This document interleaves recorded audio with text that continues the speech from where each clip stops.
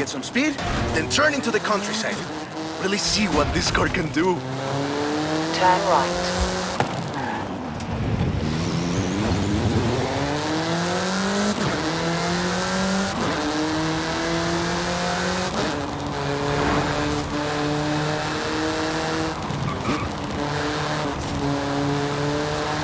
In 400 meters.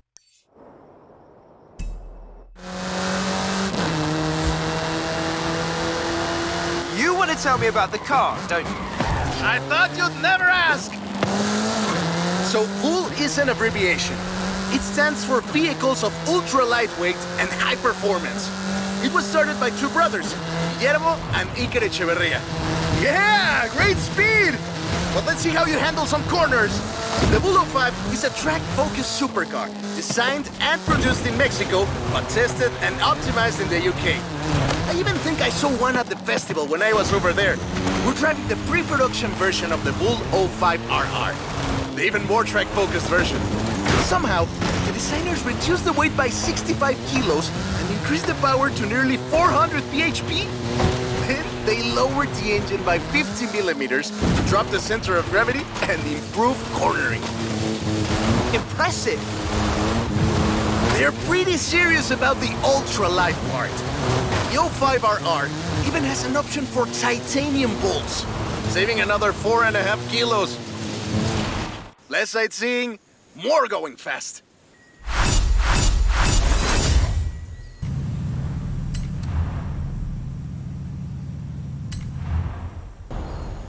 The Baja 1000 is probably the most prestigious race held in Mexico. Do you know how it all started? I assume the Myers Manx has something to do with it. Correct again. The Baja 1000 started as a very elaborate marketing campaign for the car you're driving. But let me start from the beginning. On the 22nd of March, 1962, Dave Eakins and Billy Robertson did the first real Baja run. They went from Tijuana to La Paz in 39 hours, 56 minutes on new Honda CL72 Scrambler motorcycles. So they probably were a bit sore afterwards.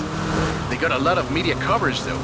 A year later, Myers started to work on a prototype buggy he called Old Red in his garage in Newport Beach. It was based on the VW Beetle, and it paved the way for what we know as buggies. Cars that are built for off-roading using the Beetle as a donor chassis. But I guess they wanted even more publicity because in April 1967, Myers decided to make an attempt at breaking Eakins' record. And it worked! Myers did it in 34 hours and 45 minutes, beating Eakins for more than 5 hours. The rivalry was known as Buggy Beats Bike in Baja. Sounds like something you did back in the UK, doesn't it?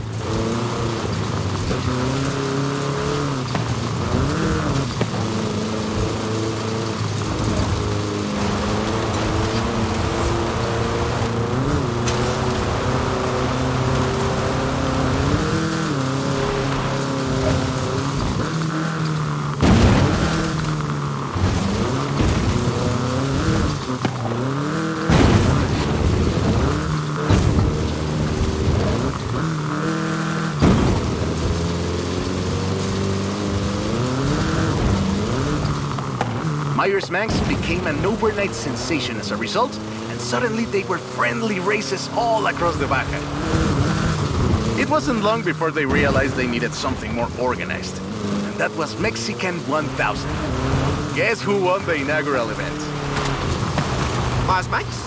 You're on fire today! Yes, in 27 hours and 38 minutes. The official race was 100 miles shorter than the original route, but it's still impressive. The Mexican 1000 was later renamed to the Baja 1000 and is run to this day.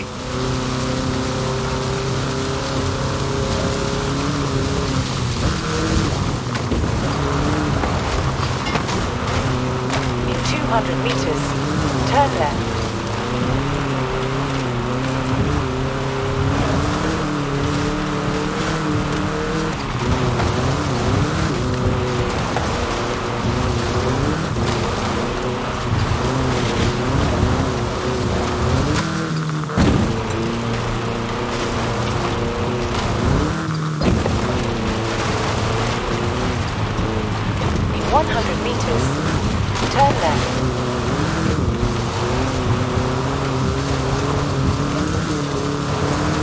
didn't do the full route, but at this rate you would have had a shot at the original record.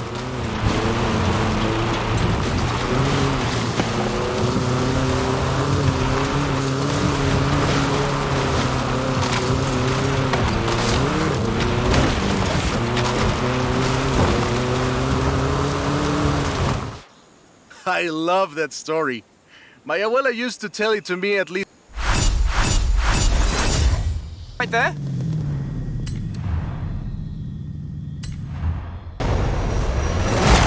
Oi, he's eager.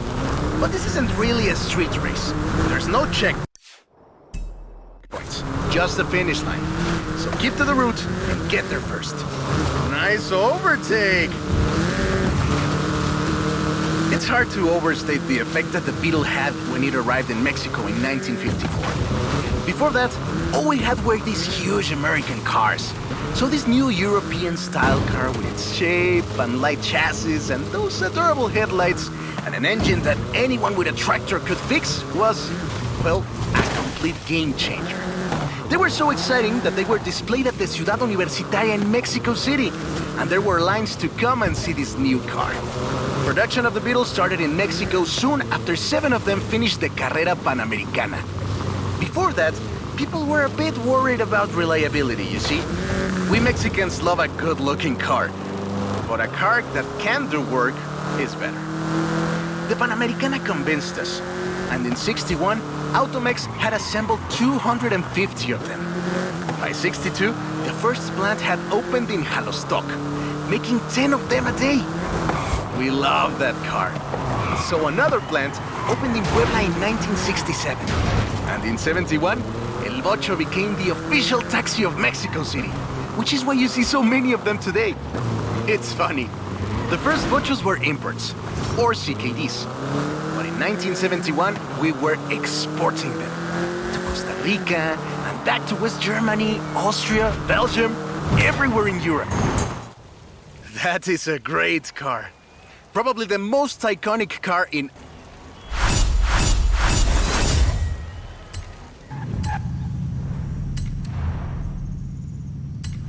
type the Golf in secret as a Skunk Works project. Little did they know that the Golf GTI would become the hot hatch. VW made multiple attempts at replacing the famous Beetle with newer models, but all of them failed way short of achieving the production figures until the Volkswagen Golf came into play.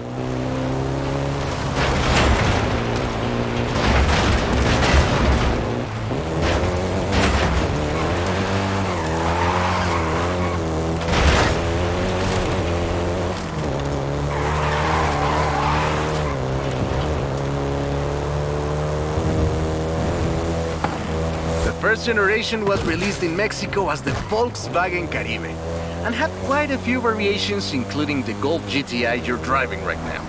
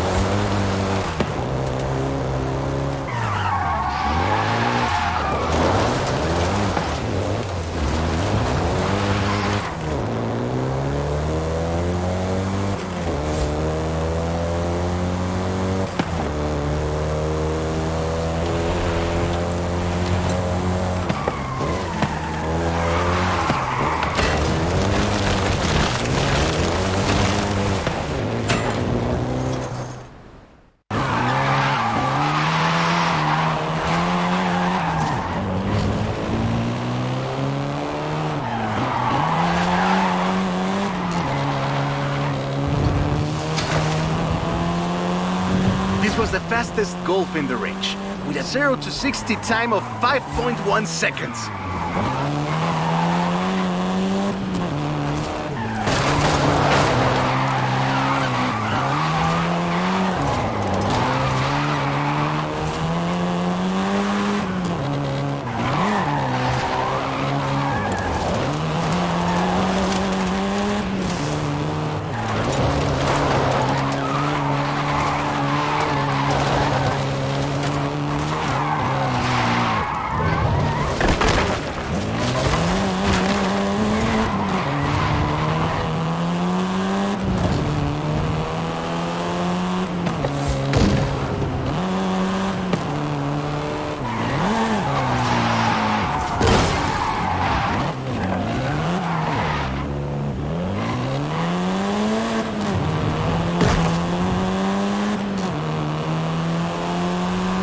Volkswagen Mexico produced all 7 generations of the Golf, totaling more than 2 million units over 44 years.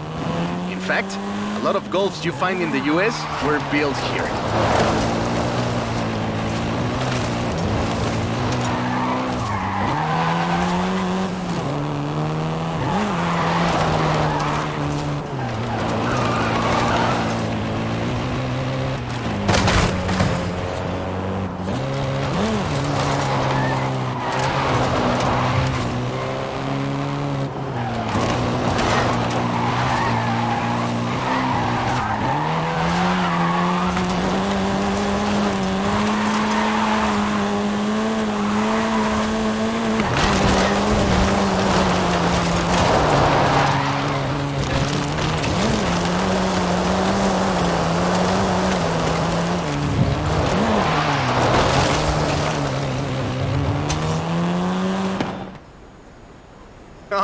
All right.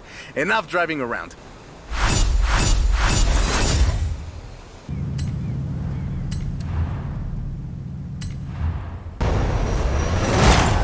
See you at the finish line. Don't make me wait for too long.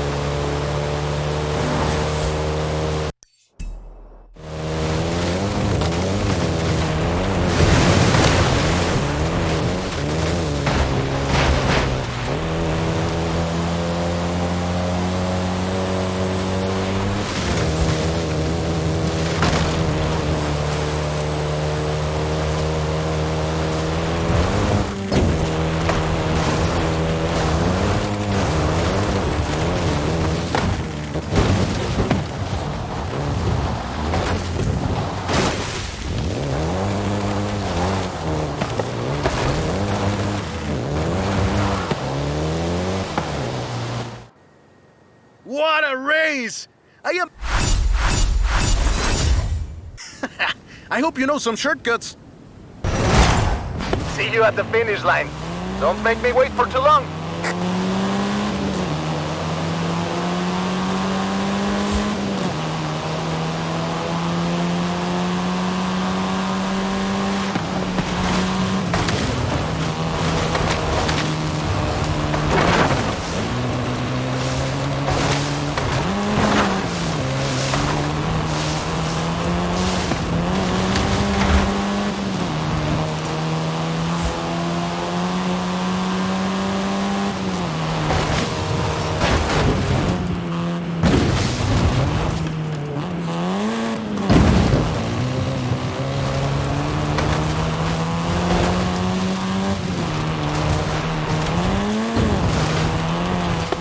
I see what you're doing, but you still can't win.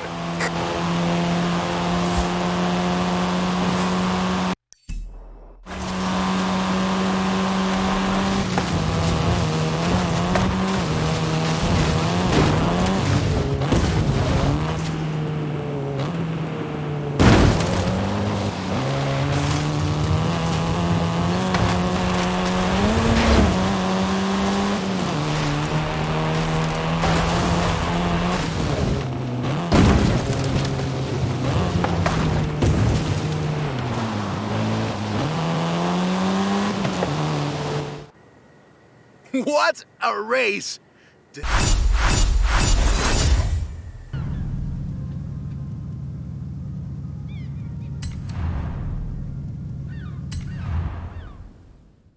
Haley asked us to clear some debris, and I've got just the car. But we need to get there first. Of course! Who do you think I am? The driver who destroyed a record-breaking amount of fences. That's fair. Careful there!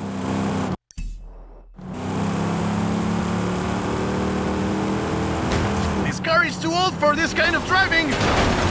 You get to explain to Haley why she's paying to repair my granddad's car.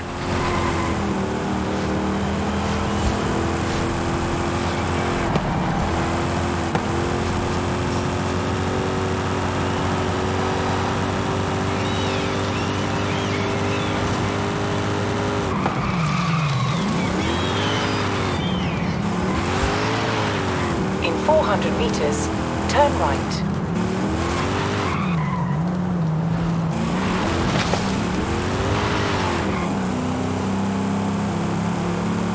Turn right.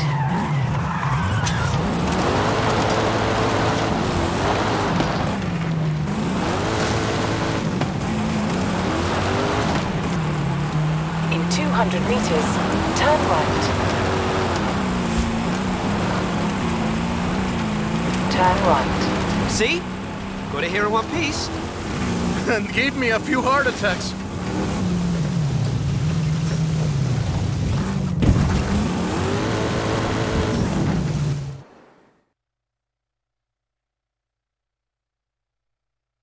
And now, let me introduce you to the fourth Lobo. This car is more your style. Now that's a hecking good wolf.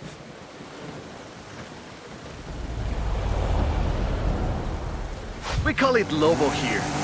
Marketing in this country is outstanding. Let's get to work. See all that Russian stuff? Clear it out. What? No, it's not just an excuse to throw the Lobo around. It is just an excuse to throw the Lobo around. In the 90s, Ford decided that they needed to rebrand the F-150 for the Mexican market. And the name Lobo just has a real ring to it. They started using the badge in 1997, and the rest is history. The Ford Lobo quickly became one of the most popular vehicles in the country. Lobo is still used for the modern Rangers like the one based on the F-150 Raptor you're driving. But we don't just call it Lobo. No. We call it Lobo Raptor. So it's the same car? Now, there are loads of differences, like a dog and a wolf. Lobo only comes in XLT and with higher trim levels. The base version is still sold in Mexico as the F-150, but the Lobo is the Elite F-150.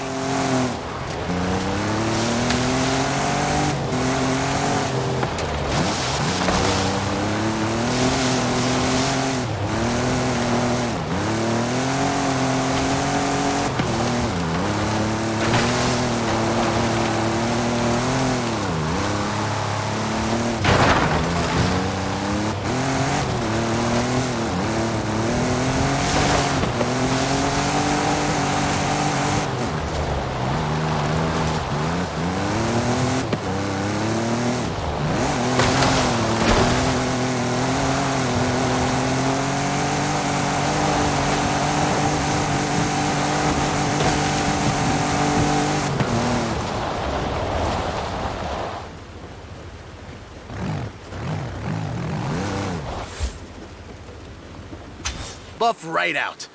Thanks for the help.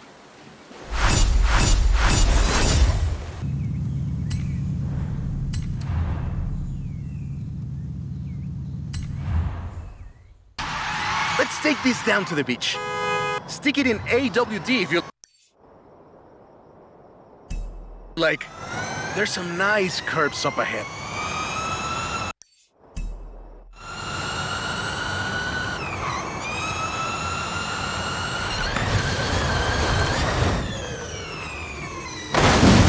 This is 2021's EV of the year.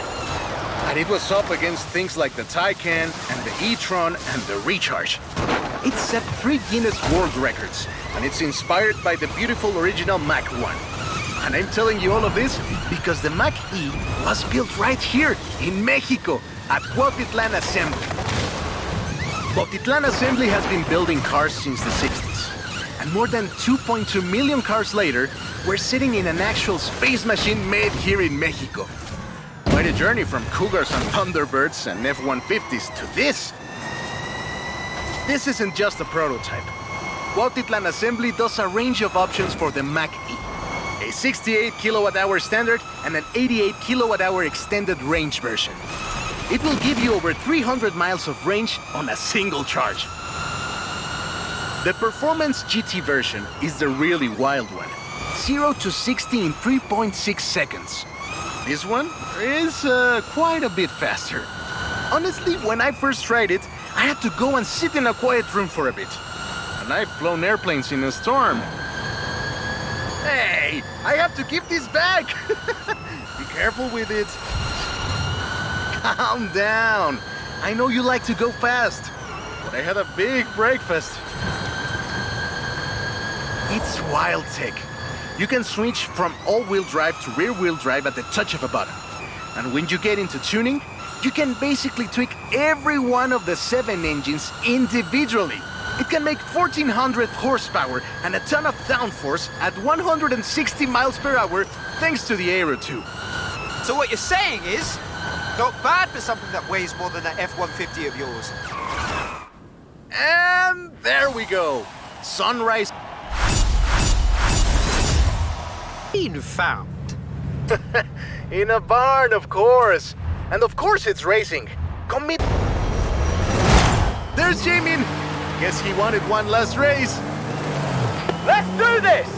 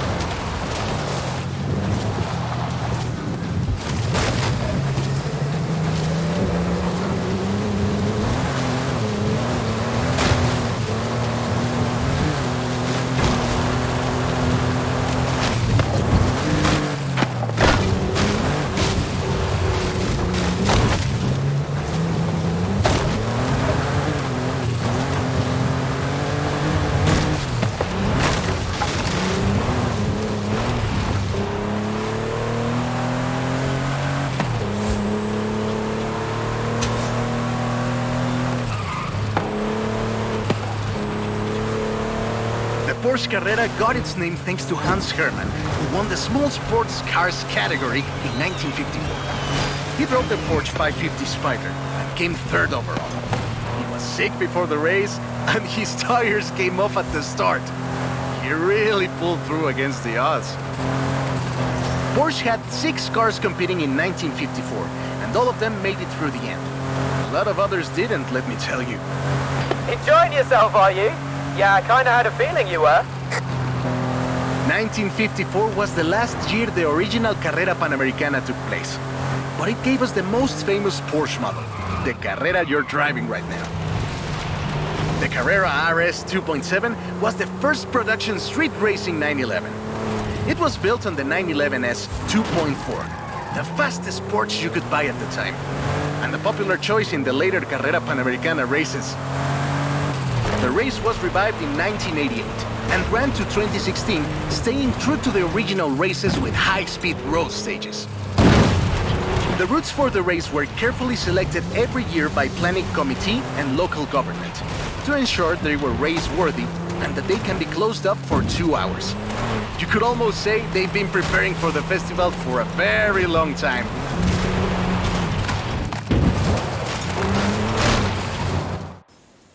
This is Jamin's exit. It's been fun, my friend.